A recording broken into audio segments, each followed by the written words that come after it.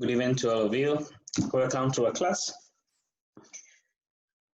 And the last time that we met, we were discussing on capital structure theory. We were discussing on the capital structure theories. And so essentially, okay, or rather, we want to, under the capital structure theory, we are attempting in answering the question as to whether does an optimal, the question we try to answer in these theories is does an optimal capital structure exist? Does an optimal capital structure exist? Okay. And what do we mean by what do we mean by having an optimal capital structure? Okay, an optimal capital structure exists. Okay, if it is possible for the company to minimize its weighted average cost of capital. Okay, if it is possible to minimize the weighted average cost of capital. If the company can be able to minimize its average cost of capital, okay, if it is possible for the company to minimize its weighted average cost of capital, then we are going to, then you can say the company will be able to maximize its value at that point in time. Okay, if the company is able to minimize its cost of capital to the minimum possible point, okay, then the company will have been able to maximize its value at that point. Don't forget R, okay, or the company, the weighted average cost of capital is used as a discount rate. Okay, it is used as the discount rate. Okay, which implies therefore, if you have been observing, if you reduce the discount rate, if you reduce the R, the cost of capital, if you reduce the discount rate, okay, what happens is that the present value increases. Okay, so if the company is able to minimize its cost of capital, then it will be able to maximize the present value of the future cash flows. It will be able to minimize the present value of its future cash flows. Okay, so the minimization of R, therefore it will be the maximization of the company value. Okay, so in this theory that we did start, I think on Tuesday, okay, we are attempting in answering the question as to whether an optimal capital structure do exist. Okay, we kicked off by discussing what we call the traditional theory. Okay, we say that as the company, as the gearing increases, as we do increase the gearing, okay, then the company cost of equity will be increasing because we are exposing the shareholder to an extra financial risk. As you also increase the gearing, the subsequent debt holders have a higher financial risk than first debt holder, which means therefore the cost of it will also be increasing. But you say that in theory, the cost of debt is lower than the cost of equity, which implies therefore at the beginning, it's like sort of you are trying to replace equity with a cheaper financing option debt. Okay, so as at the beginning, the cost of the weighted average cost of capital will be decreasing. Why? Because you replace equity with a cheaper financing alternative. But a point we reach where the benefits that are being received, okay, a point we reach where the benefit being received of replacing the more expensive financing alternative with a cheaper finance alternative shall be outweighed by the increase in the cost of equity and the increase in the cost of debt. At that point, when the benefit, at that point in time when the cost or the benefit received is equal to the cost, is equal to the increase in the cost. The increase in cost is two: the increase in cost of equity and the increase in cost of debt. Once we have the benefit, once we have the marginal benefit of replacing equity with a cheaper financing alternative equal to the marginal cost, and the cost is in two. Okay, the increase in cost of equity and the increase in cost of debt, then that becomes therefore the minimum. Beyond that point, okay, if we increase the gearing beyond that point, what happens is that the increase in the cost of equity and the increase in the cost of debt is greater than the financial benefit received by replacing equity with a cheaper the cheaper financing alternative. At that point in time, there will be an increase in the company weighted average cost of capital. So therefore, in short, the company needs to know, okay, at what point therefore do we achieve the minimum possible cost of capital? At what point, at what gearing, okay, do we achieve therefore the minimum possible cost of capital? Okay, once the company is able to realize that, what happens therefore is the company will be able to maximize its value. Once the company gears its gearing towards that optimal gearing level, then the company will be able to maximize its value at that point in time. Okay. So today we discuss another theory called the MM without tax. Okay, Modigliani without tax. Okay. if you remember, we did discuss, okay, and the dividend theory, we did discuss or we did mention on Miller Modigliani, okay, the dividend irrelevancy theory, okay. So here, the two more or less, okay, two people, they came together to form, to come up with the capital structure theory, okay, but would call the without tax, okay. The same assumption that more or less they did for the dividend, okay, shall also be applied here, okay, that we are assuming that the market is perfect, okay, we are assuming that we are dealing with a perfect market, okay, we are dealing with a perfect market. We are dealing with a perfect market, okay, so here is about perfect market, okay, we are dealing with a perfect market. What does market function imply? There's no cost of transaction, therefore you can be able to dispose of debt, for example, you can be able to sell shares in the market without any cost of the transaction, okay. There's no individual who's going, for example, dominates the market, okay. So the market is made of many small investors, small equal, okay, many small investors, to an extent that no one is able to control the market, okay, no one is able to control the market, okay. Then one of the assumptions we had for the dividend irrelevancy theory was on full full information efficiency, okay, that every single participant, okay, sellers, buyers, all the different market participants, okay, they're going to have the same set of information, and they have perfect information, okay, regarding the past, the present, and the future, okay. Now that's an assumption, which of course is not real, okay. Anyway, then it is also possible for investors to borrow to invest, okay, to borrow and lend money at the risk-free rate of return. Okay, that's an assumption. It is possible that there will be no premiums to be added. Okay, there's no, for those financial risks, there's no those financial bankruptcy costs. So simply, you're going to be lending money, and you're going to be borrowing money at the risk-free rate of return. Okay, and also investors are going to be assumed to be rational, and they're going to be assumed to be risk averse. Okay, and of course, there is no tax. Okay, because they're assuming perfect markets. Now, if this structure exists, okay, if there's no tax, okay, there is all the investors in the market have the same set of information, okay, what is going to happen, okay? If you have to begin, let me actually get my board here so that I can draw a graph to make it easy to understand.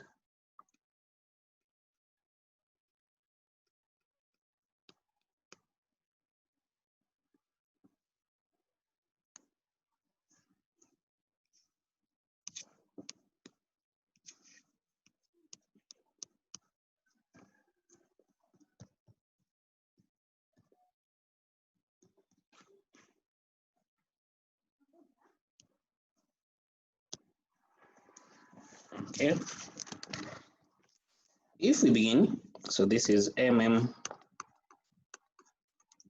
okay, without tax.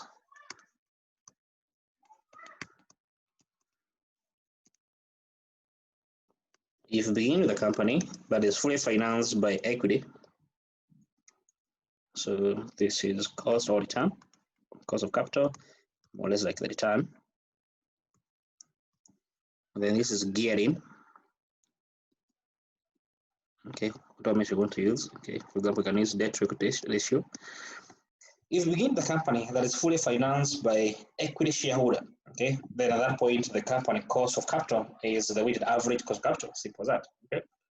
Therefore, in case the gearing is increasing, if the gearing is increasing, what is happening is that you're going to be exposing the equity shareholder to an extra financial risk. Okay, because don't forget, if the shareholder at the beginning, they were the only financiers, they were the only one who are giving the capital, and therefore the dividend, they were in quote not in competition, okay, for the company profit when it comes to the payment of dividends, okay, because they were the only one who are financing the company. But if we do increase the gearing, it means therefore we are introducing a competitor in quotes, okay, who is going to be paid before any distribution is made to the equity shareholders. Okay? Before any money is paid to the shareholder, the company need to pay the interest on the dividend. They need to pay the interest on the debt they have borrowed. So in case we do increase the gearing, it means that we are exposing the shareholder, the potential return of the shareholder to a higher chance that they may not be paid the dividend in quote. Okay, the probability is decreasing. The chance of them being paid the dividend is decreasing. Why? Because the company has borrowed money from a prior someone who ranked prior to the equity shareholder. Okay. Therefore, as the gearing increases, of course, by default, the cost of equity will be increasing. Okay, so in case, therefore, this is going to be the case. Okay, as we increase the gearing, there will be an increase in the company cost of equity. Okay, we assume that we are in perfect market. Okay, we are in perfect market. Okay, and it is possible for company to borrow and lend at the risk-free return. Okay, since another assumption made that market perfection is that we have there's no what referred to as the bankruptcy cost. There's no what we call the bankruptcy cost. Okay, that means therefore, don't forget the reason why, if you remember, we are discussing first debt holder and second debt holder. Okay, in the previous case, okay, under the traditional theory, we did say that the first debt holder, okay, if they charge the company, for example, let's say 3%. In the case of liquidation, don't forget the person who is getting paid first is the first debt holder. The second debt holder is going to rank after the first debt holder, which implies therefore they have higher risk. Okay, they have higher financial risk. Okay, therefore they do charge higher costs. Okay, for example, let's say 6%. Okay. However, if you are to assume there's no bankruptcy risk, there's no chance of liquidation for the firm. Okay, this is perfect market. Okay, now what does that mean? It implies therefore, even if you are the second debt holder, okay, even if you are the second debt holder, you shall be paid your money. There's no risk that your money will not be paid. Okay, which implies therefore the first and the second debt holder have the same risk. Would imply therefore they be charged the company the same amount. Okay, let's say at 3%. Okay, that debt holder same thing. Okay, there's no chance of bankruptcy, which implies therefore their return is in quote sort of guaranteed. Okay, if the case therefore the cost of debt remain constant throughout. Okay, irrespective of the gearing level, the cost of debt shall remain constant. Okay, therefore the cost of debt will remain constant. Okay, at that level, for example. Okay, the cost of debt is remain constant. Why? Because there is no bankruptcy risk. Okay, the first, the third, the fourth, all those debt holders. Okay, in quotes, they are sort of guaranteed they shall be paid back their money. Okay, so since there's no bankruptcy risk, there's no bankruptcy cost, it implies therefore the cost of debt shall remain constant throughout the gearing, irrespective of the level of gearing. Okay. Don't forget, we began with a company that was financed by equity, which means therefore at that point in time, the cost of capital for the firm was equal to the cost of equity. Okay. Now, don't forget, debt is still cheaper than equity. Debt is still cheaper than equity. Okay. Now, the cost of equity will be increasing. Okay, the cost of equity. Don't forget, what is happening is that as we increase the gearing, we are making a replacement of equity with debt. Okay, we are replacing equity with debt. We are replacing equity with debt. Which means therefore the company is obtaining benefit in terms of being able to finance themselves using a lower cost financials. However, the cost of equity is also increasing. Okay, the cost of equity is also increasing. Now, it will increase in such a way that the marginal benefit, which is the marginal benefit, is replacing equity. We replace equity with debt, replacing a more expensive financing option equity with a cheaper finance relative, that is debt. Okay. However, don't forget, equity cost is increasing, and the equity cost will be increasing in such a way that the marginal benefit received and the marginal cost, which is equal to the increase in the cost of equity, are equal. Okay, I hope that's clear. That the cost of equity is increasing. That's the cost of the company, definitely, because the cost is increasing. However, we are replacing equity, the more expensive financial alternative, with debt. So there's still some benefit received. Okay, that you are replacing a more expensive financing alternative with a cheaper financing alternative. However, the cost of equity is increasing, so it's a cost. And the cost of equity will be increasing in a fashion in such a way that the benefit received is equal to the cost. What is the cost? The increased cost of equity. What's the benefit? Replacing a more expensive financing alternative with a cheaper financing alternative. So the two are equal, which implies therefore, if that is the case, therefore, then the cost of capital to the firm shall remain constant throughout the period, throughout the gearing. Why? Because the cost that is increased, the marginal cost that is increased the cost of equity is equal to the margin of benefit received by replacing equity, the more expensive finance alternative, with debt, the cheaper financing alternative. Okay? And that's the Miller-Modigliani without tax.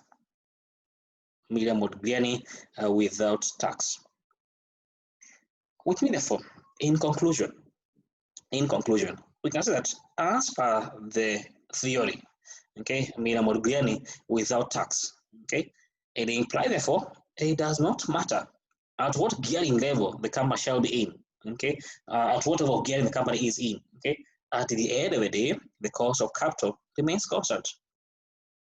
So therefore, for the model, for the okay, an optimal capital structure does not exist. Okay, as per Miller and Modigliani, an optimal capital structure does not exist. Okay, that's the conclusion. Okay, that optimal capital structure does not exist. Okay, that an optimal capital structure does not exist. Okay, does not exist.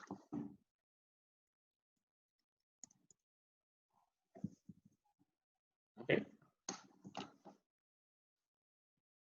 that's the Miller-Modigliani without tax. Miller-Modigliani without tax. Okay.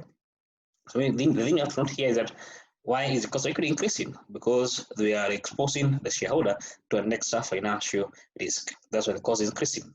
Why is the cost just remain constant? Because we don't have bankruptcy risk. Okay, that's why irrespective of what gearing level we are at, okay, the cost of debt remains constant. Okay, and the cost of equity is increasing in such a way that the margin of benefit, that is, replacing the more expensive financing alternative with a cheaper finance alternative, is equal to the marginal cost. And where is the marginal cost? The increase in the cost of equity. Okay, if that's the case, therefore, that the benefit are equal to the cost, then you remain where you are. Okay, therefore, the cost of capital, the weighted average cost of capital remains constant. Clear? That's the MM without tax. The Miller-Modigliani without tax.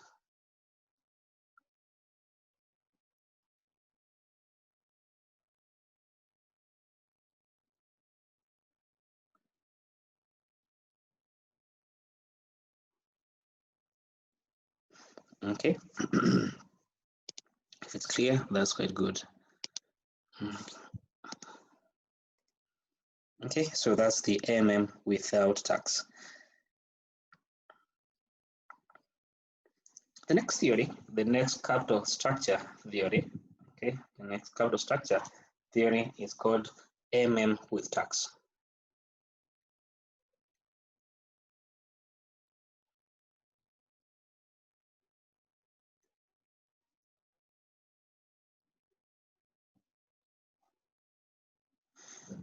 MM with tax.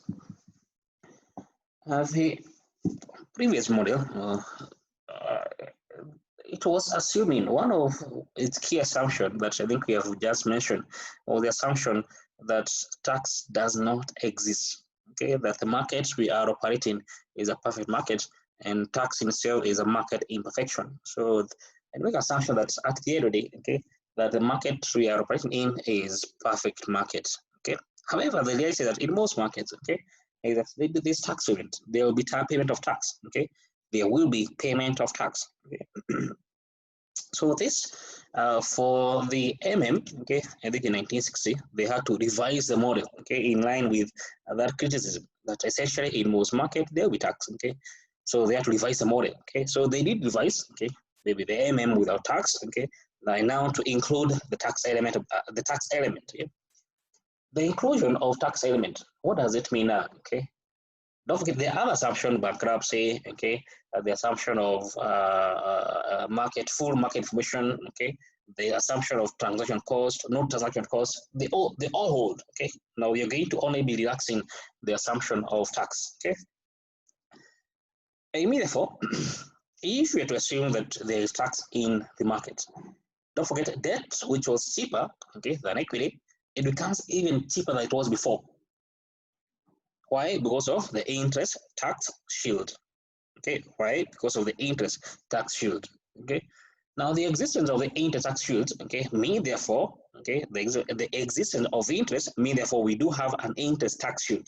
That means therefore the debt which was cheaper become even much more cheaper than it was. If, for example, it was 10% before, okay, if it was 10% before, okay, and we are in, let's say, the tax on this jurisdiction is 30%, then therefore the interest cost will be 10% times 1 minus 0.3, 1 minus t, okay, and we get 7%.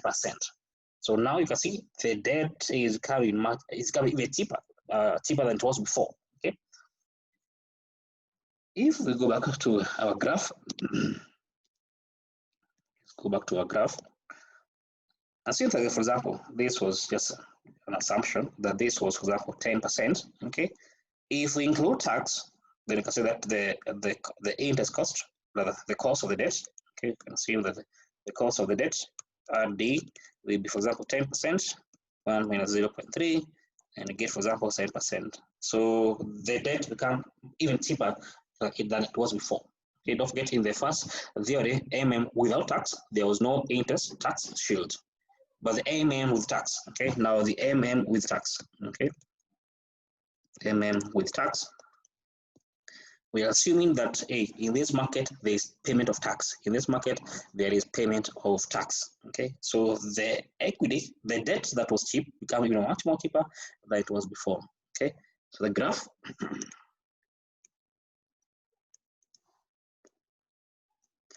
So this is gearing.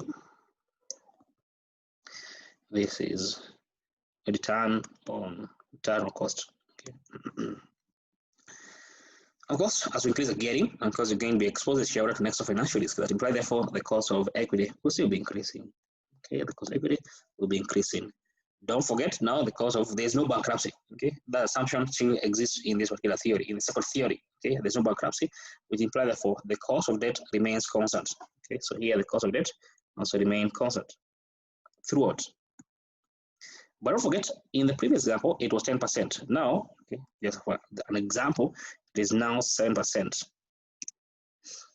Don't forget, we did say that in the previous theory, okay, in this theory, that the marginal benefit of the marginal benefit the company is receiving, okay, by replacing the more expensive financing alternative, okay, that is equity with debt, is equal to the cost or the marginal cost which is incurred through the increase in the cost of equity. Okay, that was as per the without tax. Now here, don't forget the cost of equity is increasing the same way it was increasing before. However, debt is now much more cheaper than it was. Okay, what implies therefore the marginal benefit is higher than the marginal cost. The cost of equity is increasing the same way. However, debt which was 10% before is now 7%. Okay, it is becoming much more cheaper than it was before. Okay, is now 7%. And therefore the marginal benefits that are being received are higher. The marginal benefits that are being received are higher than the marginal cost. Would imply therefore the cost has to decrease. Okay, but there are more benefits than the cost. Okay, so that by default, therefore, there will be a decrease therefore in the company with an average cost of capital. Okay, so therefore there will be a decrease. Okay. Therefore, the company cost of capital, therefore, will be decreasing until the company is fully financed by debt. Until the company is fully financed by debt. Okay, and this, for example, at this point in time, okay, for the optimal capital structure. Okay, so let me just use debt, we divide debt plus equity. Okay, once this is 100%, okay, once this is 100%, then this is therefore the optimal capital structure of the firm. Don't forget, we are saying that the debt was cheaper, but now it becomes even much more cheaper. Okay, why? Because we have the interest tax shield coming in play. There is no bankruptcy. That's why the cost of debt remains constant. The cost of equity is increasing. Why? Because we are increasing the equity shareholder being exposed to an extra financial risk as we do increase the gearing. So the cost of equity is increasing. Cost of debt is remaining constant. the benefit received or the marginal benefit, okay, that we are receiving, okay, we are replacing the more expensive financing alternative, equity, with a cheaper financing alternative. And now the rate is very cheaper than it was before, which implies therefore the cost of the weighted average cost of capital will be decreasing even further. And the company and an optimal capital structure exists once the company becomes fully financed by debt. Okay, therefore, as per the theory, an optimal capital structure exists. Okay, optimal capital structure exists. At what point? Once the company becomes 100% debt financed. Once the company becomes 100% debt financed, that's when the optimal capital structure will exist. Now, in reality, can this happen? That the company has no shareholders? Of course, it can't happen. Okay, it can't happen. Okay, that you're going to have a firm or a company that is fully financed by debt with 0% equity. That's not going to happen. That is not a reality. Okay, that's not a market reality. Okay, that's the with tax. With tax. Okay, I hope it's clear. Question? Don't forget, you should be able to, don't forget, in now, okay, in the paper-based exam, you could draw these graphs, okay? But now in a computer-based, I don't think you can draw this graph. So you should be able to explain very articulately, okay? You should be able to explain very well, okay, on how on those three theories, okay? Traditional theory, without tax, with tax, okay? You should be able to explain them very well, okay? Question? No question. In the last theory, okay, the last theory, referred to as the pecking order theory. Okay, referred to as the pecking order theory. What does the theory state? Okay, the theory states that at the end of the day, okay, the manager, they would have some preference, okay, for some capital sources compared to others. Okay, so they would preferring, okay, and they will prefer, okay, to obtain financing from a financing option, okay, where they do minimize, where they are easier. It's easy for them, okay. It's easy for the manager to obtain that financing alternative. Okay, so it's going to be among the different financial alternatives, which one is the easiest for us to obtain? Okay, we are the managers, we are the one who make the financial decision of the firm. Okay, but which one, or where are we able to minimize our costs? Okay, where are we able to minimize our costs? Okay, now for the firm, okay, the easiest to obtain financial alternative, okay, is which one, or is the one that does not require any examining quote, any approvals, okay, that we don't require any approvals from shareholders, we don't require any approvals from the market. So that's going to be the easiest to obtain financial alternative. Okay, in this case, this will be the retained earnings. Okay, this will be the retained earnings. It's equity, it's expensive. However, it's easier to obtain. Okay, because if the company has made profit in the last years, okay, so the company, do you require shareholder to come and approve that? No. Okay, so simply you can go withdraw the money in quote, okay, and finance the project. Okay, all required, for example, is the approvals of the board, okay, and nothing else. Okay, so it is easier for the company to finance itself from the use of its past earnings, the retained earnings. Okay, so therefore the managers will have a preference for first using the retained earning. Okay, first using the retained earnings. If the money, okay, will not be enough to finance the project, okay, if the project is going to cost, if the cost of the project is, let's say, 10 million, okay, and retained earning available is only 4 million, okay, so first they're going to take the 4 million to finance the project. But however, since the retained earning is not enough to cover the cost of the project, that is 10 million, what do we do? Okay, we're going now to go externally now. Okay, we're going to go external. Either you're going to go to external by either issuing shares or by obtaining the money from debt. Now, if you remember, we said one of the factors that do make equity to be expensive, okay, equity will be expensive is the flotation cost, the issue cost. Okay, by the time you're going to, the cost you'll be carrying, okay, in issuing debt, okay, is much lower than compared to the case where you need to issue equity shares in the market. Okay, equity shares get a bit more expensive. Therefore, instead of the managers going to issue equity, what do? Let's first go to debt. Okay, that's why the cost we shall be carrying is lower. It's cheaper. Okay, to finance sales with debt compared to the issue of shares in the market. Now, therefore, the next finance strategy will be the use of debt financing. Okay, therefore, the next available finance strategy is going to be the use of debt financing. If the money not be enough, okay, if for example, yesterday the cost of the project was 10 million, the amount available from debt was 4 million, assume the amount available from debt is 3 million, so it means that for the company still need 3 million, okay, because it has obtained 4 million from retained earnings, 3 million from debt. Now the extra 3 million to make the 10 million, okay, will come from issue of shares then, okay. But first, we're going to take the first financing alternative the company should be using is the retained earning. Next, debt. And lastly, the issue of shares. Okay, and lastly, the issue of shares. Okay, that's will be therefore the issue of shares. Okay, multiply therefore generally as per this theory. Okay, what is it telling us? Okay, and the theory it is simply telling us that at the end of the day, okay, the managers do prefer, okay, there'll be sort of ranking, okay, of the different financial strategies of the company, the management of the company shall be using. First, they shall be financing themselves from retained earning.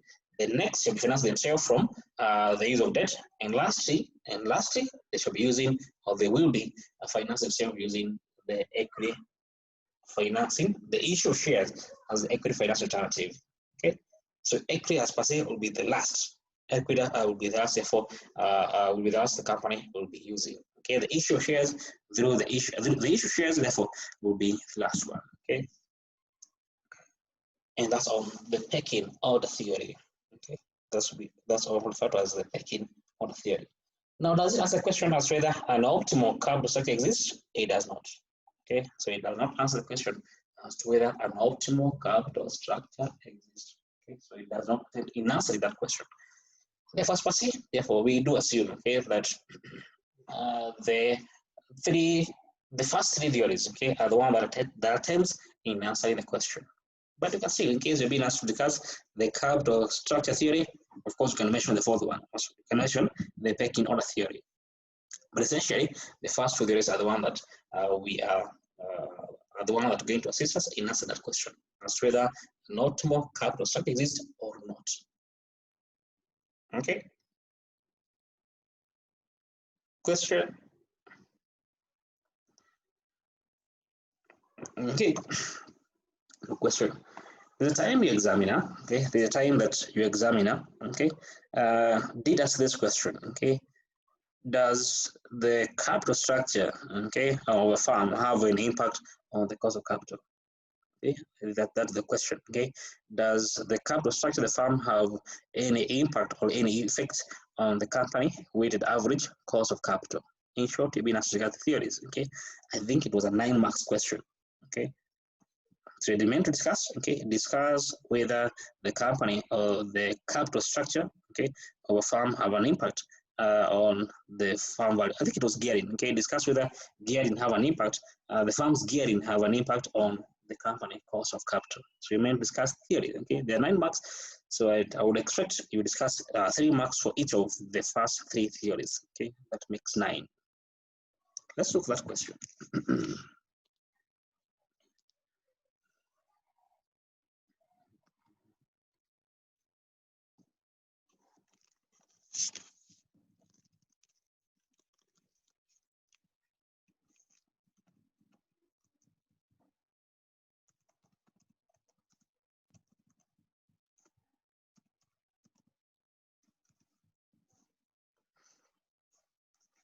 Okay, here it is. Okay, page 11. Because if you know in my question bank, it's on page 11, page 10, page 11 on KFP company. Page 10, page 11 on KFP company. And part C, yes, Part C is discuss the relationship between capital structure and weighted average cost of capital, and comment on suggestion that debt could be used to finance a cash offer for NGN. Okay, anyway, the first bit is what is important for us now. Okay, whether there is any relationship, discussing any relationship between the capital structure and the company cost of capital. Okay, as I mentioned, here you are meant to discuss the three theories. Okay, taking order you can still use it, okay, to discuss, but however, it will not answer a question as whether there is any relationship. It does not answer that question. Okay, so the first three theories might be the best one. Okay, the AMM without tax, AMM with tax, and the traditional capital structure theory. Okay.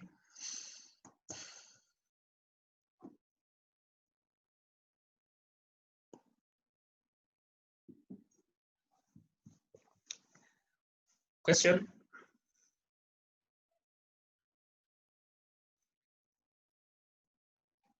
As I was mentioning, in these old questions, okay, you could have drawn the graphs, okay, and that would have made your work very easy, okay. But don't forget now you can't draw the graph, okay, because don't forget you're making the response in computer-based paper, okay. So the response shall be, you have to do them in computers, which means you can't draw the graphs. So you should be able to explain them very well. You should be able to explain them very well, okay. But the best, I normally find it the best is you start by drawing the graph, okay, of course not on the computer, but on the rough work, okay. I think you should be given rough paper somewhere, okay. So in case you be given, then start off by doing that graph. It becomes easier to explain once you have the graph, okay. Okay, that's on that topic, therefore. Okay, that's on that topic.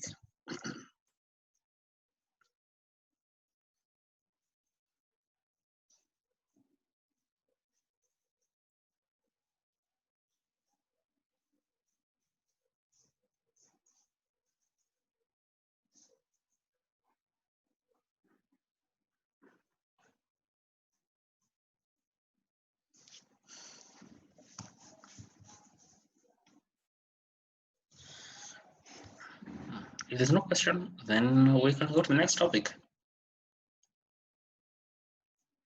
And the next topic is how can we use, not a topic as per se, but anyway, can still discuss it, is the use of capital as a pricing model in getting the project specific cost of equity.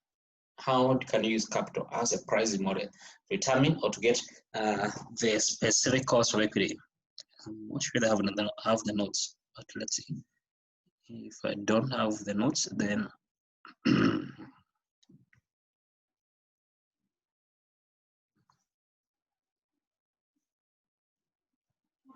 I have them.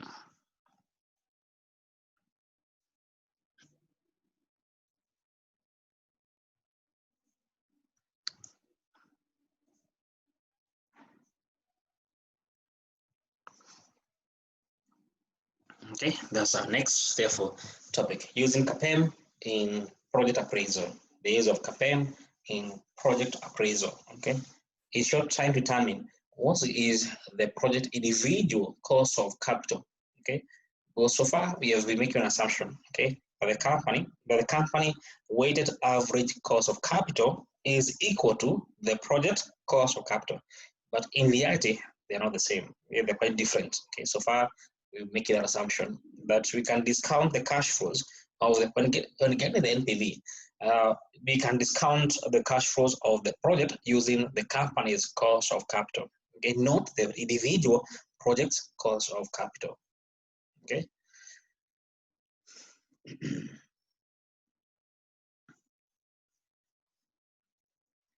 Okay, I think we did this, so I don't need to go through this, okay. So let me just go simple and straight to the topic, okay. The capital as a pricing model and gearing risk, okay. As mentioned, I think you just mentioned, okay, that essentially as we do increase the gearing, what happens that we are increasing the cost of equity. Why? Because you are exposing the shareholder to an extra financial risk, okay. The gearing company will face the risk of equity. As the gearing is increasing, we are exposing the shareholder to an extra financial risk. It implies, therefore, shareholder therefore shall be demanding more return. The cost of equity therefore will be increasing. The cost of equity therefore will be increasing. Don't forget, the measure we do use to assess the risk of equity is a beta coefficient. Okay, is a beta coefficient. All the variables, okay, all the variables, the risk-free, the return of the market, those are going to be, they're not as per se, okay, going to be pegged on one farm, going to be pegged on one project, okay. They are the market, they are there outside of the company, okay.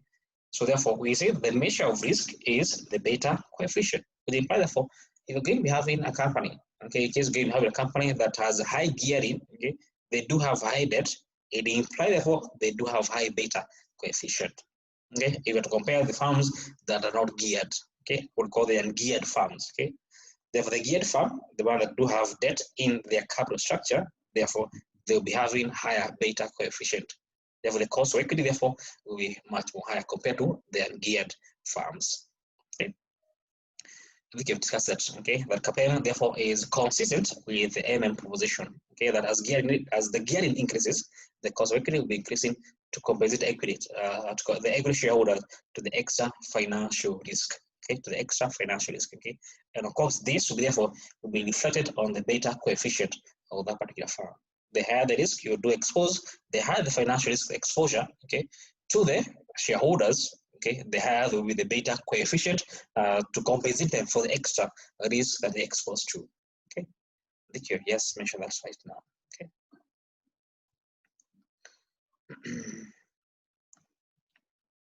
There's something I wanted to mention. Yes, okay, let me first mention this, then I'll come back to the geared and ungeared. Okay, generally,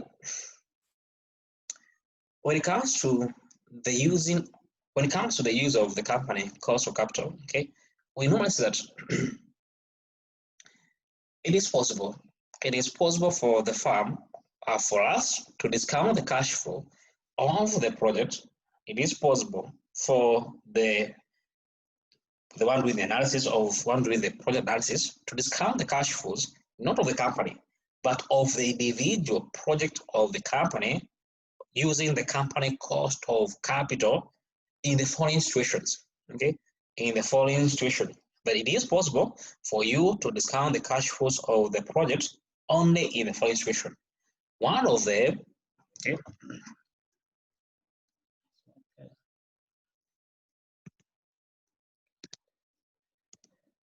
okay, one of them in case the company capital structure is maintained.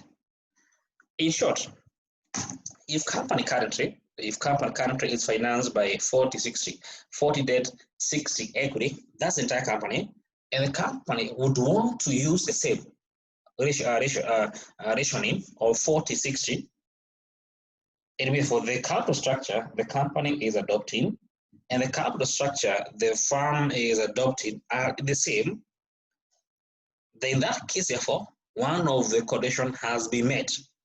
So here the condition is that, what are the conditions that must be met for the company to use its cost, of capital in discounting the cash flow of this new project they want to invest their money in.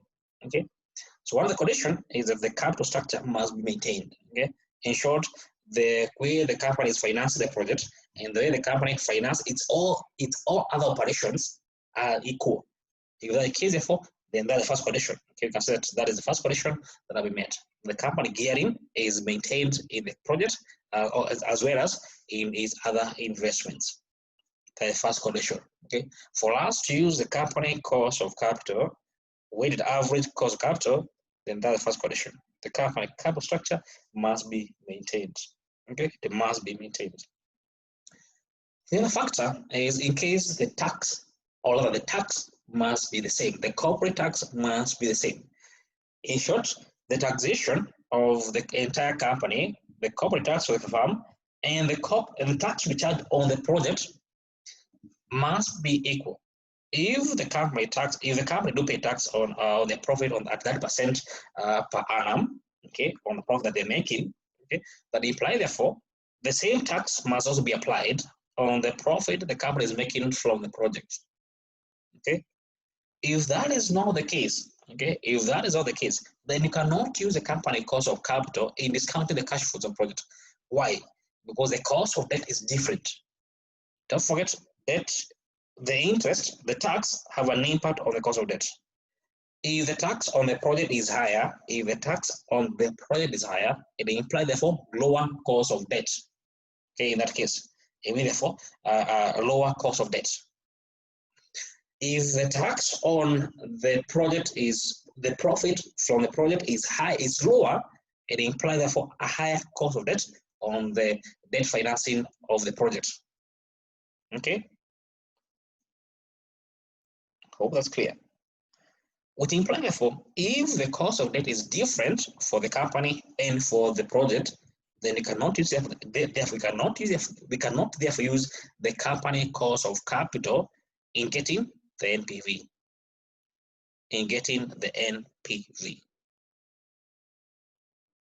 That's clear. I hope it's clear. Okay. The tax has an impact on the cost of debt. If the tax on the profit of the project is different from the tax on the cost, is different from the tax on the entire company's profit, that implies therefore the cost of debt for the company is different from the cost of debt for the project. Even if, for example, they finance at the same interest rate, okay? Because the interest tax sheet is different. It is dependent on the corporate tax. It is dependent on the tax rate. So in case they are different, then you cannot use therefore the company's cost of capital in discounting the cash flows of the project. That's clear, okay? Why? Because the cost of debt is different. And the last factor we want to consider is what industry are we investing? Okay, we have to consider in what industry. Okay, in what industry is the firm investing its money in currently? So the company current investment,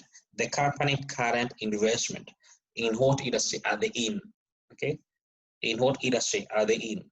Okay, if, for example, they are in, let's say, in telecommunication industry. So currently, the company investment are in telecommunication. The industry risk, the risk of that industry is very different from the risk of maybe hotel industry. There's two different industries. The hotel and telecommunication, they are two different industries. Okay, so in case the company current investment in telecommunication, okay, and they want to invest in maybe transport industry, okay, they want to invest in mass transport industry. Those are very two distinct industries. Okay, they have their own individual business risk, which implies therefore you cannot use therefore the cost of capital of the entire company, the old industry, old in quotes, the telecommunication industry, as the cost of capital of this new industry. Okay, this, for example, public transport industry. Okay, just an example. Okay, they're two different industries. They have different business risk. Okay, but it means therefore you cannot therefore use the cost of capital of the firm in discounting the cash flows to be received from the transport industry, from the transport business. Okay, they're two different. Okay, and those are the conditions that must be met first before you can use the firm's cost of capital in getting the NPV of the project. So first, capital structure must be the same, tax rate must be the same, as well as they must be in the same industry. The investment must be in the same industry. Now, this is a question examiner has asked in the past. Discuss the situation or the conditions that must be met before we discount the cash flow of the project using the firm's own cost of capital. Okay, and therefore 6 marks. Okay, I think we shall go through that question for 6 marks. Okay, I think it was a 6 marks question. Okay, what are the conditions that must be met first? Okay, before we can use the company cost of capital in discounting the project's cost of discounting the project's cash flows. Okay, in attempting to obtain the NPV.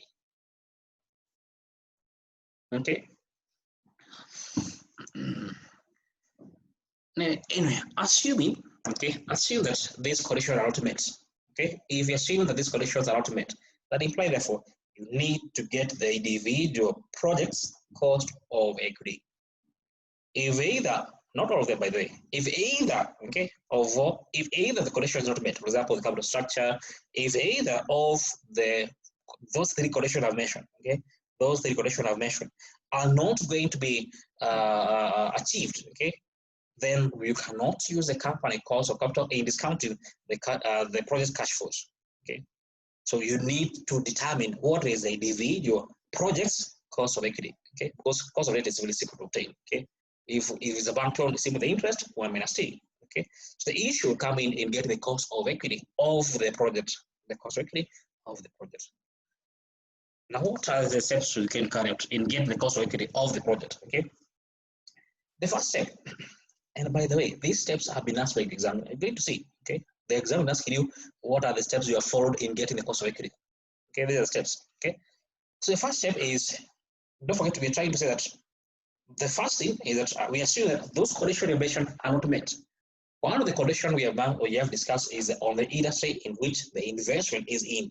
Okay, so the first thing is that which is the new industry? The new industry that a company wants to invest their money in is in transport industry. Okay, what do? The first step, I'll allocate suitable proxy company in that industry where you want to make the investment.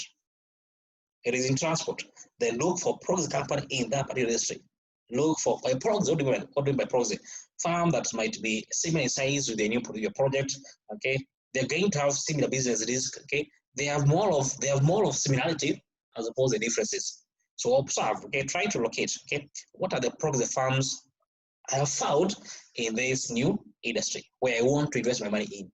Okay, so the first thing is you locate suitable proxy companies. Okay. Next, what do you do? Those proxy companies that you have not pinpoint, okay, they can be 2, they can be 3, or even 1, okay? What do? Determine their equity betas, okay? Determine their equity betas, okay? Determine the equity betas of those proxy company that you have been able to identify, okay? Get their equity betas. Don't forget equity beta measures the financial risk also. It measures the financial risk and the business risk, okay? It measures both the financial risk and the business risk. Okay, so get the equity beta of those proxy firms. Step 3, and gear the beta of those proxy firms. What do you mean gearing?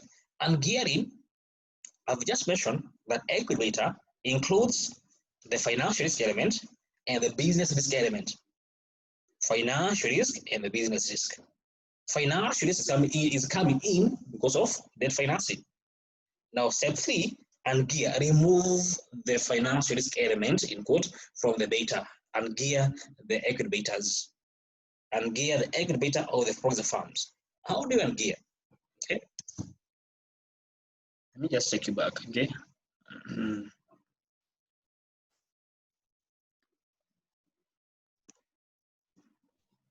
This is how you obtain what we call the ungeared beta. Okay, this is what we call the ungeared beta. Okay, by ungearing beta, we simply weigh. Okay, let me just share my screen.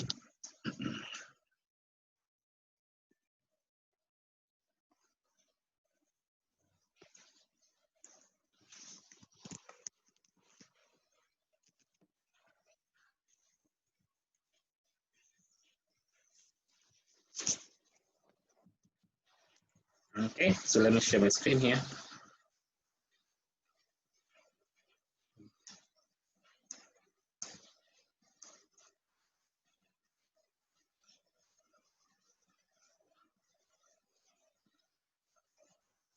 You must see that I've mentioned that equity beta, okay, this is equity beta, okay, reflect both financial risk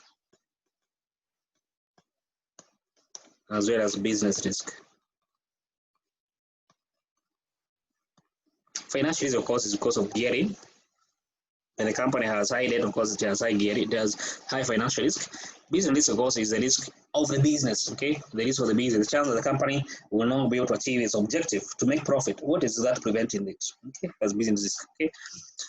Now, we want to obtain, okay, a beta with no financial risk, okay? We want to ungear. Don't forget, the project is financed differently from those proxy firms. Don't forget, the first step, you have been able to locate the proxy firms that have similar operations. They may be having very diverse capital structure. Okay, so what we want to do is that remove the financial risk impact on the data and gear the data. Okay, we ungear the beta. So we want to obtain what we call the asset beta. It has no financial risk, okay? So it's only the business risk, okay? Therefore, it will be obtaining, it will be measuring only the business risk of the firm, what we call the asset beta, or the so-called ungeared beta, okay? Now, how do you ungear, okay? We are going to ungear, it's that equity beta, the asset beta, the ungeared beta is given as the equity beta, okay? The market value of equity plus the market value of debt, 1 minus T. So let me just put it there here. So divide by market value of equity plus the market value of debt. It was better the way it was before.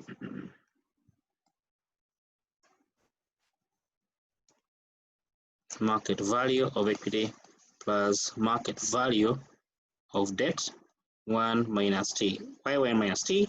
Because of the, don't forget, debt has the interest tax shield element with it. Okay, that's why it is 1 minus T. Okay, so in this case, we are trying to ungear the beta. We are trying to ungear the beta. Don't forget, okay, which is going to be greater than the other. Don't forget, equity beta is going to be higher. Equity beta is going to be higher than asset beta.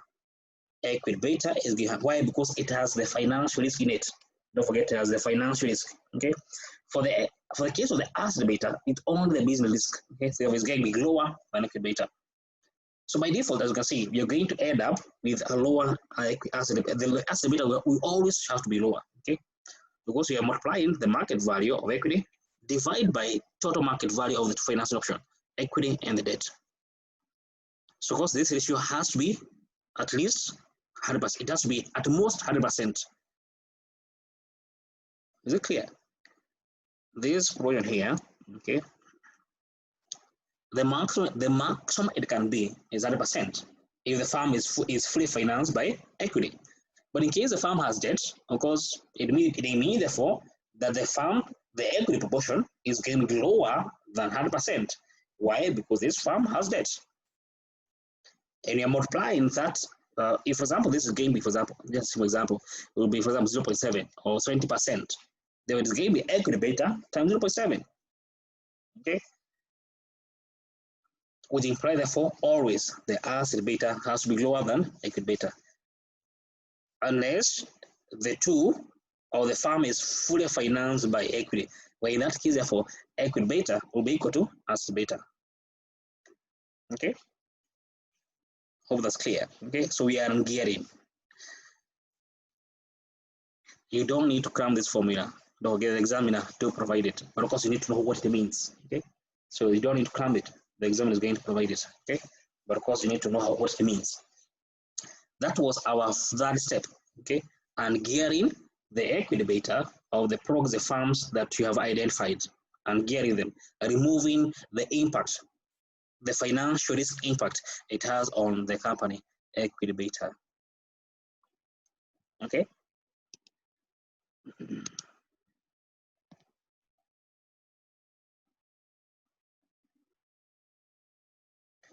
The fourth step is get the average of the asset beta of the proxy firms that you have ungeared.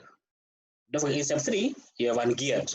You have obtained the asset beta of the proxy firms. If, for example, there were only 2 of them, if, for example, there were only 2 firms, 2 proxy firms that you have picked, okay? Remember, therefore, if there are only 2 proxy firms that you have picked, you get the average of the 2. If they are similar in size, then simply it's going to be an arithmetic mean. Okay, so again, if the beta for farm 1 was, let's say, 1.2, the asset beta of farm 2 was 1, then give 1 plus 1.2 divided by 2 to give us 1.1. Okay, same as that. It's the same. We get an average. Okay, so we get therefore the average. You get the average asset beta of the proxy funds. Okay, that's the next step. You need to get average asset beta of the proxy funds. The next step, what do we do? If the project we are trying to estimate its cost of equity is going to have some element of debt, with it. If the project we are going to be financing, one of the financiers is going to be debt. It means, therefore, we need to regear the asset beta. Don't forget, asset beta represents only the business risk component. And as a company, you're going to be investing in that industry. It means you will be exposed to the business risk of that industry. Therefore, you're going to pick the average, okay? You're going to pick the average asset beta of the proxy firms and assume that will be our average. And assume that is going to be our average asset beta. Because we are going to be exposed with the same set of business risk. We are going to be exposed to the same set of business risk. Okay. Then what happened after that? Since you have taken the average and we assume that the project we are going to, this project going to be investing will also be having the same, will be having the average of the asset beta we've just obtained, we need to determine, are we going to be financing this project using debt? Because if we are, okay, if we are, then it means, therefore, the data of the project, we need to reflect the financial risk element in it. We need to reflect the financial risk in it, okay? Because asset beta only reflects the business risk part. So we need to regear. When you're going to be regearing, you're going to be trying to reflect the impact of financial risk on it, okay? By using the capital structure the company shall be adopting on the project itself.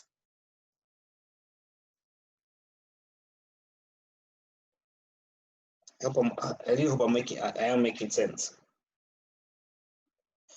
You're going to, once you have obtained, okay, the average asset beta from the proxy firms you have identified in the market, you're going to use that average.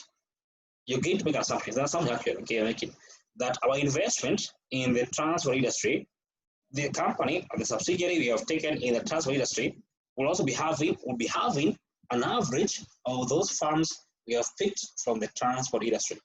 So the average asset beta of the proxy firms become the asset beta of the project of the investment we are making in the transport industry. Okay? If we're going to be investing using some debt, it means, therefore, we need to incorporate the financial risk in the beta. The financial risk, the beta need to reflect both the financial risk and the business risk. So we regear. How do you regear? Okay. Okay, we regear. Go back to. Now we have the asset beta. Okay, don't forget we have now the asset beta here. Okay, which was from the proxy firms. Okay, and you have gone ahead and get and obtain the average. Okay, now we need to regear. We need to get the equity beta. Why? Because this new investment has debt in it. Okay, so you're going to regear. Okay, therefore we need to obtain the equity beta. We need to obtain the equity beta. And so the equity beta, oh, this is very simple. Okay, we have it here. So simply making the subject equation, it will be equal to asset beta market value of equity plus market value of debt 1 minus C. We divide by market value of equity. Okay, let's just made the equity beta the sum of the formula. Okay, and that's how, therefore, you're going to therefore to obtain. Yes, put it very well clear so that it becomes this equity beta, this is asset beta. Okay. Then we regear, we incorporate, okay, the element of financial risk, okay, the element of financial risk, okay. Why? Because the project we have invested in, we are investing in, okay, there is debt in it. Don't forget, asset beta, there was no financial risk component, okay, there was no financial risk component in it. But since we are going to be investing in the project with some debt, we need to reflect the financial risk. Okay.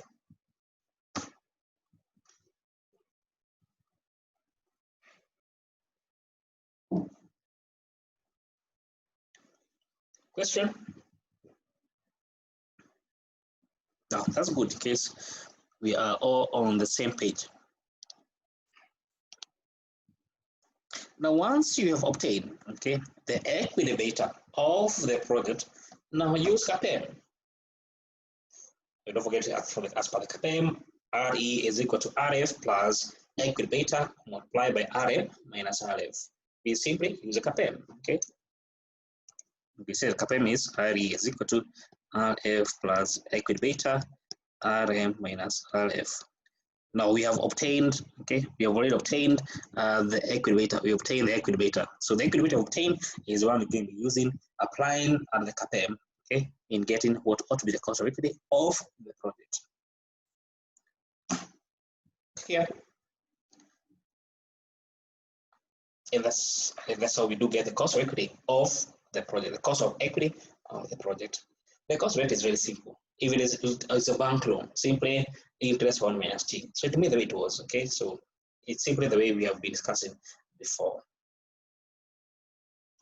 Clear? Question? Okay. Just an example.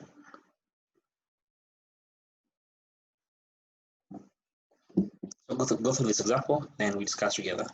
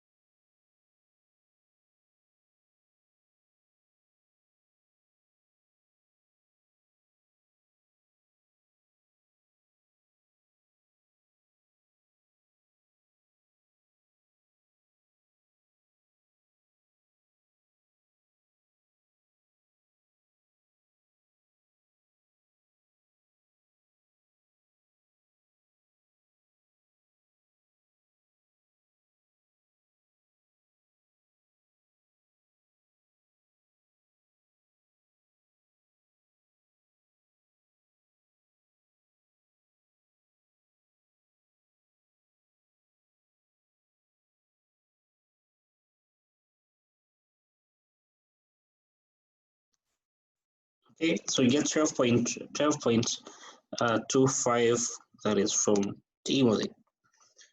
Hope you have attempted, okay? Because don't forget you'll be alone in the exam. I do hope you have attempted, the rest of you. Okay, don't forget for this farm, there's only two finance alternatives. We have debt and we have equity. So we need to get the cost of debt, we need to get the cost of equity. Okay.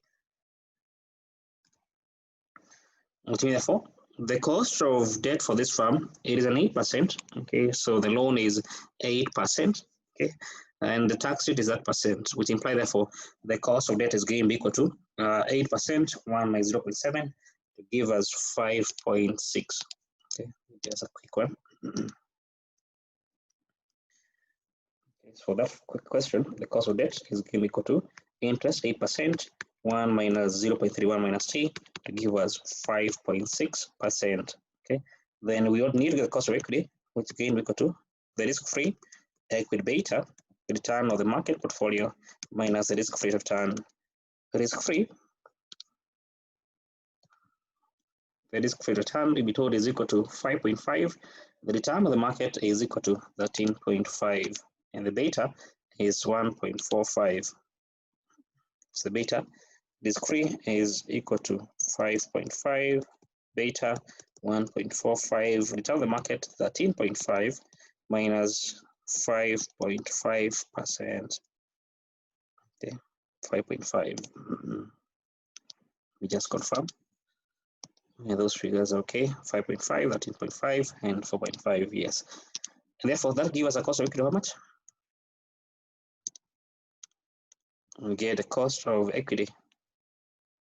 17.1, that's cost of equity. I presuppose. 17.1, cost of equity, 17.1%. Okay. The next, of course, we get the market value. Okay, we are thinking by now you are experts. Okay, market value of equity. And the market value of debt. Okay, this is a loan, so it's a bank loan, so therefore you're going to use its book value, and the book value for the loan for this company is equal to 400 million. Okay, 400 million. The value, the market value of equity for this firm, okay, the market value per share is equal to $6. Okay, is equal to $6. So there will be $6. We multiply by the number of issued shares. The shares of this firm, one share is $1, and the total value is 200 million. Therefore, the number of issued shares is 200 million. So 200 million times 6 will give us 1.2 billion. Okay. Market value for equity is 1.2 billion, which is simply equal to 200 million times 6. Okay, to 1.2 billion.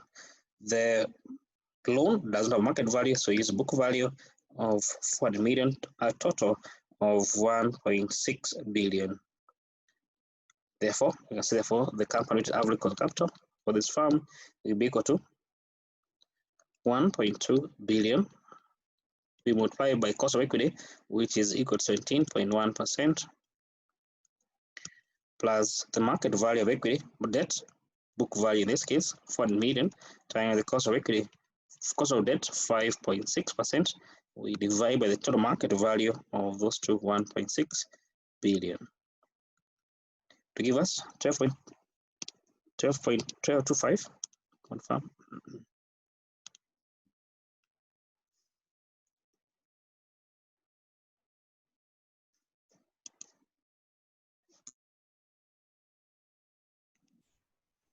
Give us 14.23. Confirm. 14.23%. 14.12. Which is which? 14.12. Someone confirm those values. 14.12. 14.12. Maybe Timothy check, maybe. So we get 14.12. Okay. So that's convention is what we have been doing. Okay, trying to get the cost of capital. Okay, our farm, which I think we have been expert so far. Okay, but the main reason, the main question, okay, will be how do we get therefore the cost of capital for a project? Okay, the cost of capital for a project. Okay, that is what we discuss next. Okay, the cost of capital for a project. So I presuppose this should be okay. Let me just close this one. Yes, this illustration 2 is a good example. Yes, this illustration 2 is a good example. Okay, so go through it, then we discuss together this example 2. How we get the cost, the individual cost of capital for the project. Go through it, we discuss together.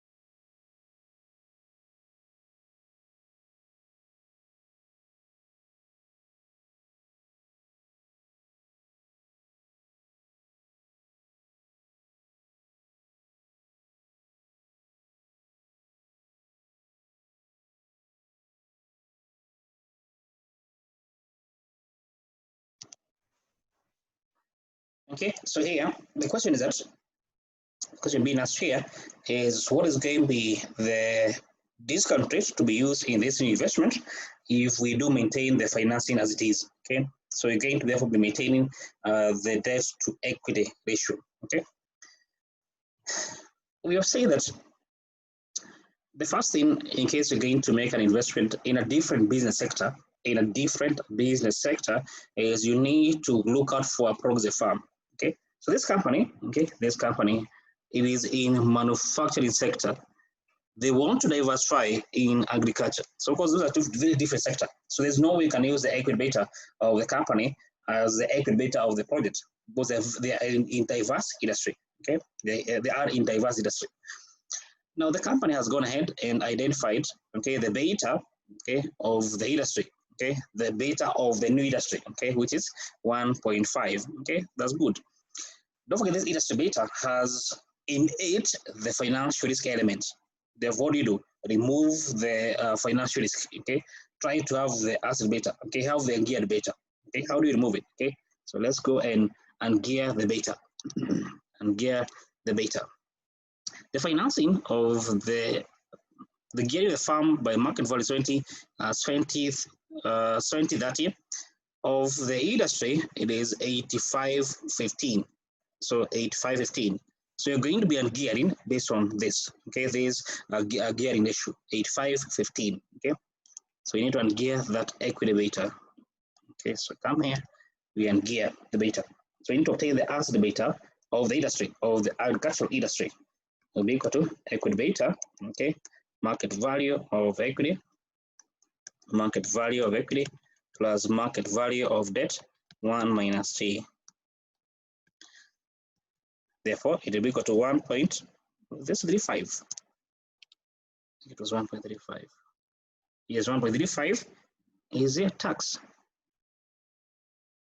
Okay, yes, in the next slide there's tax. Okay, so in the next slide there is tax here. So the tax is that percent, okay, which we shall be applying also in the first part. Okay, in the way 30%. So 1.35, okay, 85.15 and 30%. Equal to 1.35. Okay, market value. Don't forget the market. Yeah, let me just repeat again. No, don't forget here. Or rather, phase one. Okay, is simply a proportion. Proportion of equity we divide by the proportion of equity plus debt. Okay, in terms of the market values. Okay, so you can use ratios, you can use percentages, you can use the actual values. So what do I prefer? Okay, at the end of the day, it will still be a ratio. Okay, it will still be a proportion. So it will be equal to, we multiply by the market value of equity is 85%, so 0.85. Okay, you can use it. You can also use the actual market values. Whatever you prefer, there's no harm. Okay, we divide by the market value of equity 0.85. The market value of debt 0.15, but don't forget we do have the tax shield 1 minus 0.3. Therefore, what comes of the asset beta of the agricultural industry?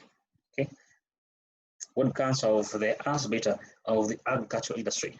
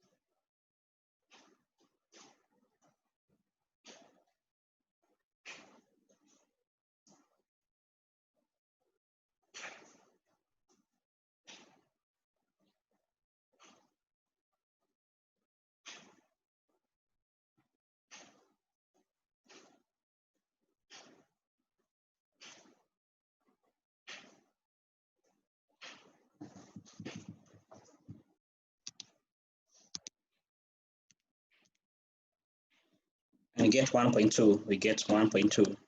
So you get 1.2 to be the asset beta of the new business sector. Okay, the agriculture-based industry.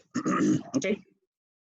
Once we've done that, okay, once you have obtained the as beta, we determine how is the company going to be in what, how much debt, okay, how much equity is the company going to be using in financing that new investment, okay.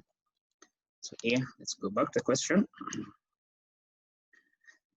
In part A, we are assuming that the new investment will be financed in proportion to the debt to equity ratio, okay, in proportion of debt to equity ratio. So the mix you're going to just based on the company mix of debt and equity. And the company mix of debt to equity ratio is 70-30. Okay, it's 70-30. So we are going to be investing in the new investment using 70 equity and 30 debt. Okay, therefore, since there's debt here, since we do have debt here, it implies therefore we need to reflect therefore the impact of the debt on the gearing, the impact of the debt or the gearing on the equity beta. Okay, so therefore we're going to invest 70-30. Okay, therefore we need to re-gear this beta. Okay, we need to obtain the equity beta of the project. Okay, to be equal to as the beta market value of equity, market value of debt 1 minus t.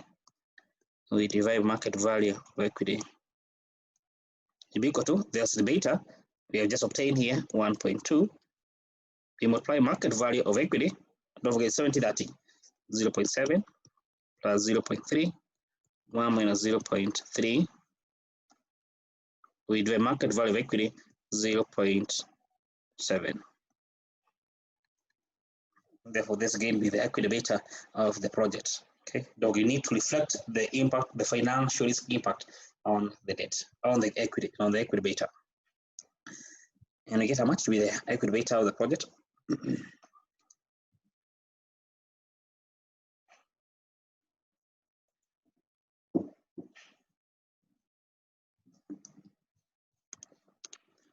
And we get 1.56. We get 1.56 to be therefore to be the equity beta of the project.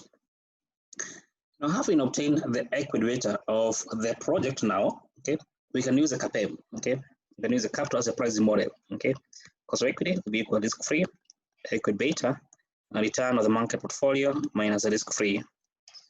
So let's go back to the question. We try to obtain these variables. The risk-free, we told, is equal to 6%, okay, and we told that the return of the market portfolio is 12%.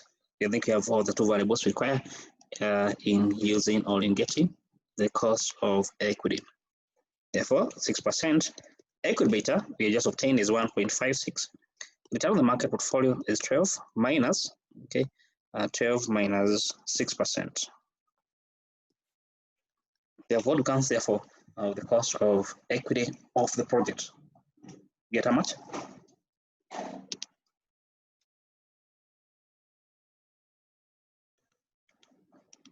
And we get 15.36. 15.36 to be the cost of equity, not of the company, but of the project. Okay. Now, this company is financed by equity and debt. Okay. No, this project, okay, this project you just said it is financed 70-30, 70 equity, 30 debt. So we need to get the cost of debt. So then we go back, we estimate what ought to be the cost of debt. Do you have it? Okay, let's go to the next slide. Okay, so here it is. Okay, but the cycle company has 10% bank loan. Okay, it has 10% bank loan. Okay, so we assume that even the new debt to finance the new investment shall be obtained at the same rate of 10% bank loan. It is possible for the company to go to the market and borrow at 10%. Okay, so therefore the cost of debt, for the project, therefore, so RD will be equal to 10%, 1 minus 0.3, okay, to give us 7% the cost of debt. Therefore, the cost of capital of the project with the market value of equity 0.7 times the cost of equity, which you just obtained with 15.36%, plus weight of debt, 30% times the cost of debt, 7%, and that therefore will be the cost of that will be the cost of capital for the project, not for the company, for the project, which is how much?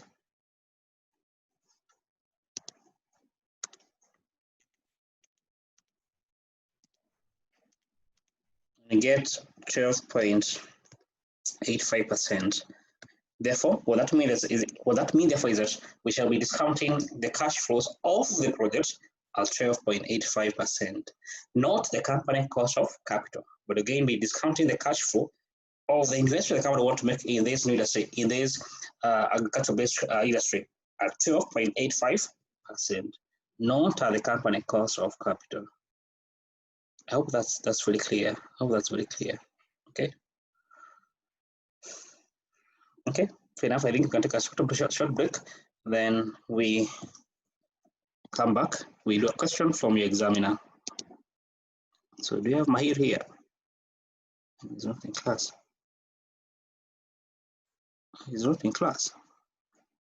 Okay. So Johannes. Johannes. Hello, yes. Yes, we can take a break. For how long? Yes, yeah. For 15 minutes. Wow, okay, fair enough. Then you can meet at 7:39. Okay. Okay, so we take a break, we meet at 7:39. Okay. Okay, welcome back. There's a question here found, okay, from the question bank, okay, that is page 5, okay, page 5,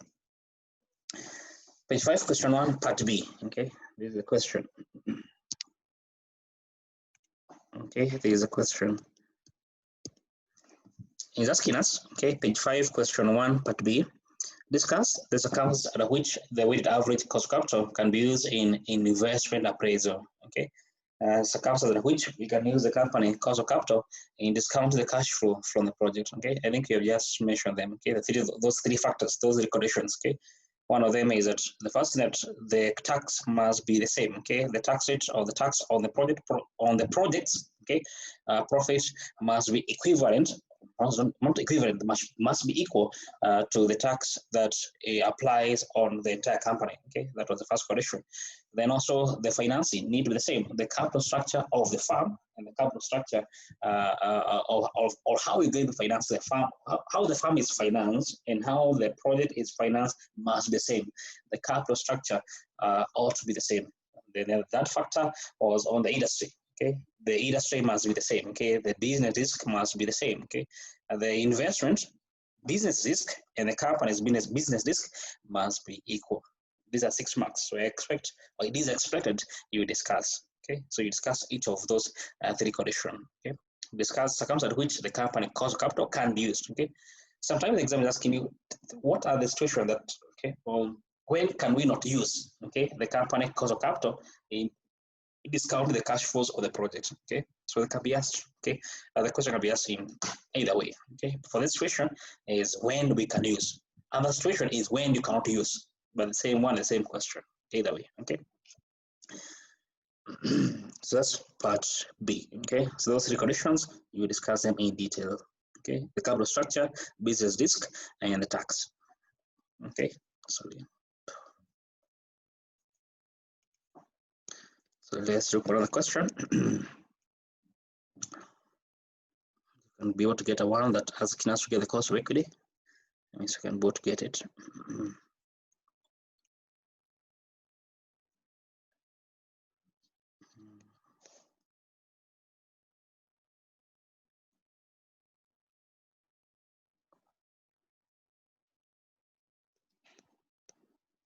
In case you get the question, you let me know.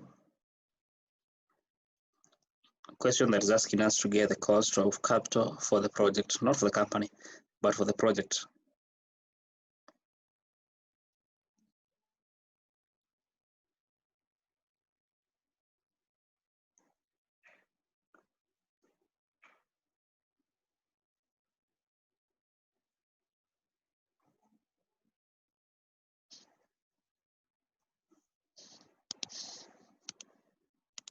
in page, let's page this, page that's two, okay, page that three, that's two, sorry, that one, that's two, page that one, that's two, on close company, okay, that one, that's two, on close company.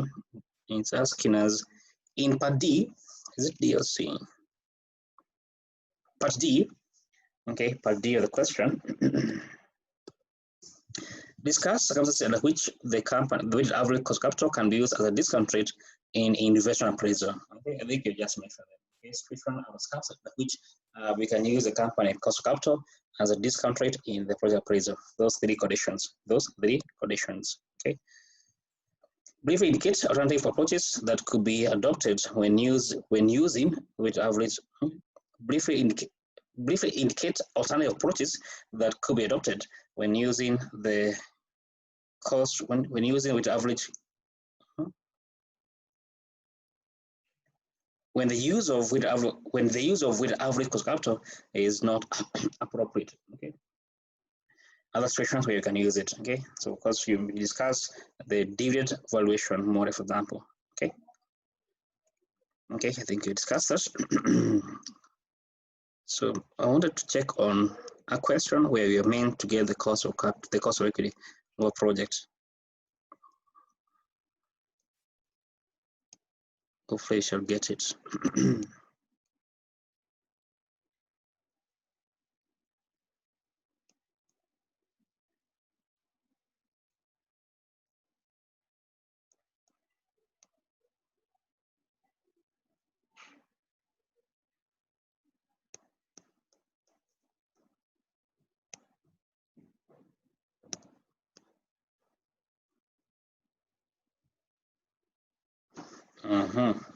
Here you have another question. This is page 42, 43, 42, 43 on AMH company. 42, 43 on AMH company. Now part B of the question is asking, part B of the question, okay, this part. Discuss how the capital as a pricing model can be used to calculate the project specific cost of capital for AMH company, defining the discussion the key concepts of systematic risk, business risk, and financial risk. Okay, how can you use CAPM in getting the project cost of capital? Okay, so simply discuss those steps. Okay, step one, we get a progressive firms. Okay, that progressive firms, simply those firms that have similar operations. Okay, that they have a similar financial risk, they have similar, they will be having similar business risk. Okay, they will be having similar business risk. Okay, step two, get the equity beta of those proxy firms, and the equity beta of those proxy firms do indicate the systematic risk. Okay, that is the business risk and the financial risk. Okay, so get the equity beta of those proxy firms, and the equity beta measures the systematic risk. Okay, that is both the business risk and the financial risk. Step three, get the ungear the equity beta, ungear the equity beta. Why do we need to gear? We remove the financial risk component in the equity on the equity beta. Okay, we therefore remain with the ungeared beta. In this case, what we call the asset beta. Okay, once you've done that, what happens next? Okay, get the average of the asset beta of those proxy firms you have identified. Okay, get the equity beta. Okay, get the average of the asset beta of the proxy firms that you have identified. Okay, what next? You need to regear. Why are you regearing? Okay, if the firm or if the project will be financed by will be financed by some debt, we need to regear. Okay, we need to reflect the financial risk impact on the equity beta. So we need to regear and obtain the equity beta of the project. Once you've done that, then you can use the capital as a pricing model. And use the capital as a pricing model to obtain the cost of equity of the project. Okay, and from there you can simply determine what ought to be the cost of the weighted average cost capital of the project. Okay, based on the identified cost of equity and the cost of debt, if there is one. 8 marks you discuss. Okay, so the steps can be asked. Okay, as you've seen here, the steps can be asked.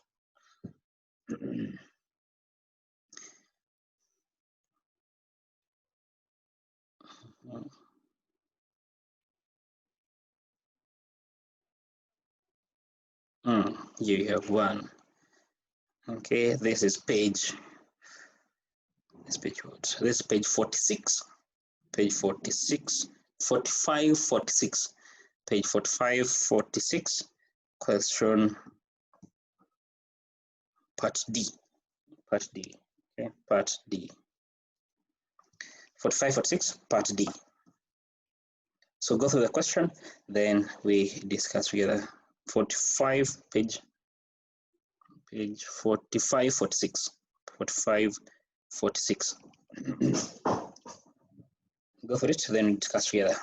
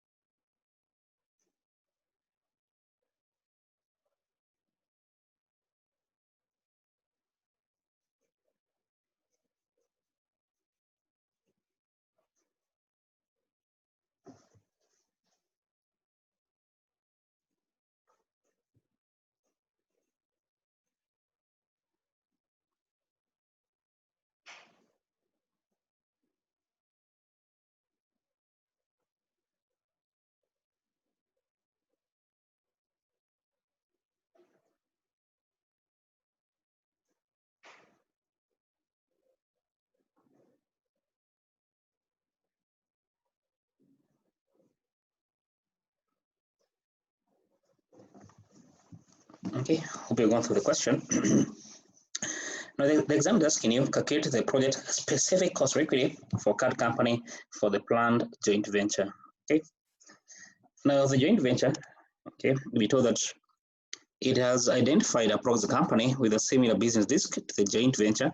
The proxy company, this is only one company, let's make it easy, has an equity beta of equity, be careful with terms being used, has an equity beta of 1.038, and is financed by 2525.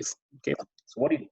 We have first step, identify the proxy company. We have done that, proxy company. Okay, next step, determine its equity beta already given to us. Next step, get the average on one company, no need. Next step, we need to ungear. So we go therefore to the step number 4, and gearing this asset equity beta. Okay, so we need to ungear it. Okay, so we need to ungear the beta. So you need to obtain the asset beta, equity beta, market value of equity plus market value of debt 1 minus T, which will be equal to the equity beta of the proxy firm is 1.038. Okay, the market value equity, it was 25.25. What was the gearing? Just check confirm. 25.25. The tax rate is 30%. The tax rate is given here, 30%. So 25.25. So we can gear based on that. 25. Don't forget this is debt, therefore the tax shield 1 minus 0.3. And therefore, what do you get therefore to be the asset beta for the proxy firm?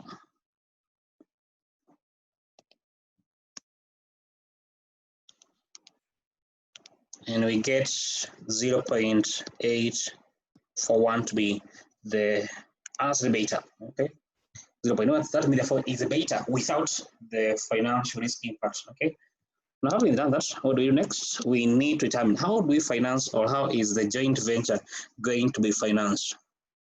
Okay, let's see how it will be financed. If, for example, if the question is silent on how the financing of the new investment shall be made, we assume, okay, that the company shall continue with its own capital structure. Okay, so you may want to take note of that. Okay, that if, for example, the question is silent, it does not tell you how the company proposed to finance the new investment, then you assume that it shall be financed using the company current capital structure. So let's see. So here, first of all, there's no mention on how the company intends to finance the investment. Okay, as per this paragraph, and there's no any mention. There's no any mention, so it is silent. So we assume the company shall be using its current capital structure. Okay, for this company, what do they have? There's equity. You can see the company has 8 million shares. What else do they have in the capital structure? They also have bonds. Okay, here it is, and that is it. So therefore, we are going to determine what's the market value of equity, the market value of debt for this firm. Okay, so we need to determine that. Therefore, the market value of equity for this firm, we need to do that calculation. Okay, so 8 million shares times the market value per share is 7.16. Therefore, market value, we need to get that. Okay, so here we need to get the market value. Begin market value of equity for this firm is 8 million shares times 7.16. We are there for the total market value of equity. Then we also need to get the market value of the bonds of this firm. Okay, the market value of bonds of this firm. Let's going back to the question. The market value of one bond, okay, is equal to 103.42. 103.42. We multiply by the number of bonds issued. Okay, so 1.3. The total nominal value is 5 million. Okay, so 1.103.42. So multiply by 103.42. Therefore, it will be 5 million times 1.03103.42. I give you therefore the market value of the bonds of this firm. Okay. Market value of equity, therefore, is how much? The market value of equity. Let me just confirm the market value per share here. So that's okay. 7.16. Okay, you get how much? Market value of equity and the market value of bonds of this firm.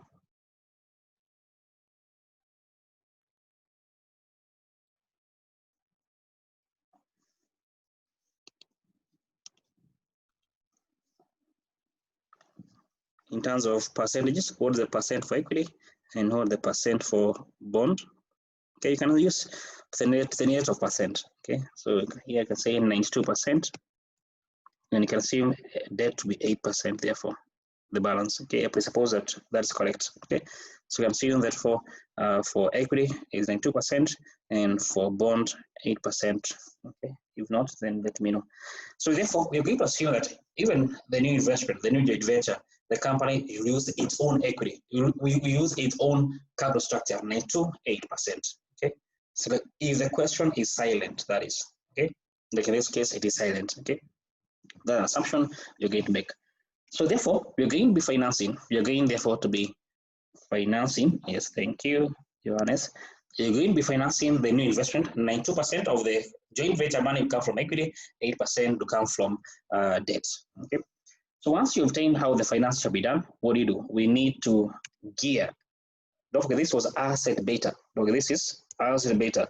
We need to gear it using, okay, because here we have debt. So it has, we need to reflect the financial risk element in it. Okay, we need to reflect the financial element in it, the financial risk element in it. Okay, therefore, the equity beta of the joint venture is the asset beta of the joint venture, the market value of equity plus market value of debt, 1 minus T, market value of equity. Therefore, the geared beta will be the geared beta 0.41 multiplied by market value of equity 0.92, 0.08, 1 minus 0.3. We divide by 0.92 to give us how much? To be the equity beta of the project.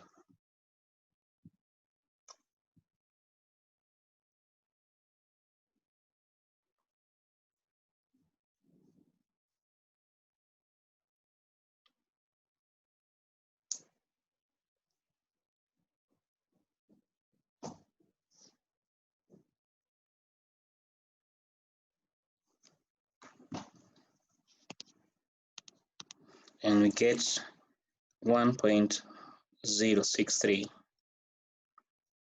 1.063 to come therefore the equity beta of the project.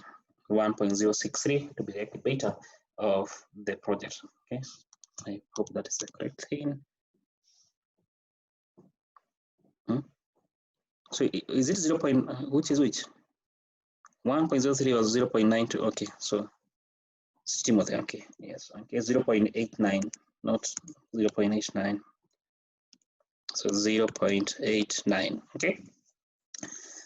Having done that, now you can use the capital as you can apply the capital as a pricing model where the cost of equity, okay, will be equal to risk-free equity beta, okay, return of the market portfolio minus the risk-free return. So let's get these variables from the question. The risk-free, we told is equal to 4%. It's 4%, and the equity risk premium, I told you, be very careful, okay, on the equity risk premium if it is given 5%, so 4% and 5%. So let me go back to our working.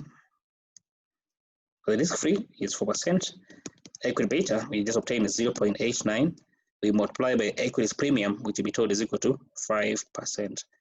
Do not subtract. Don't forget, 5% is not the return of the market, but the equity risk premium. So be careful there, by the way. You can make a mistake. And that therefore give a the cost of equity of the project, which is how much?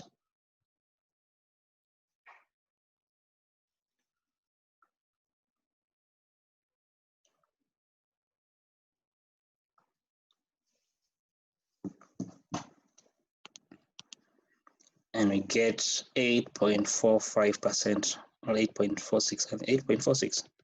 8.46%. 8.46% become therefore what ought to be the cost of equity. Okay, cost of equity for this investment. Yeah, and that's how we determine the individual project cost of equity. The individual project cost of equity. Question? Okay, if there's no question, then our next topic, okay, will be on business valuation.